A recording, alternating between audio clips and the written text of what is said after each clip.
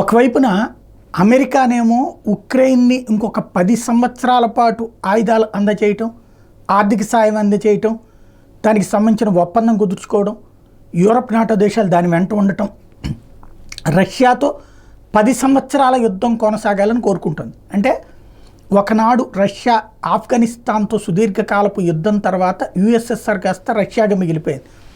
ఇప్పుడు మళ్ళీ రష్యా ముక్క చెక్కలవ్వాలని కోరుకుంటోంది అమెరికా.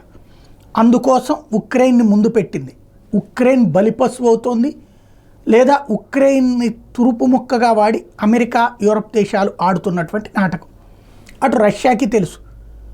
అందుకని నేను ముందస్తు ప్రిపరేషన్తోనే చేసుకొచ్చింది. ఇప్పుడు ఉక్రెయిన్ ఈ అవకాశాన్ని అడ్డు పెట్టుకుని గెయిన్ చేసుకోవాలనుకుంటుంది. తాజాగా అమెరికాకి షాక్ ఇచ్చే స్టేట్మెంట్ ఇచ్చింది. ఇది జూన్ నెల, జూలై, ఆగస్ట్, సెప్టెంబర్, అక్టోబర్ ఈ 4 నెలలు పోతే మా దగ్గర ఆయుధాలు ఈ 4 నెలలకు కూడా సరిపడా లేవు. నవంబర్ తర్వాత యుద్ధం మేమే విరమించుకునే పరిస్థితి వస్తుంది. ఇప్పుడు ఇస్తున్నటువంటి మీరు ఇస్తున్న ఆయుధాలు ఇచ్చినట్టు అయిపోతున్నాయి.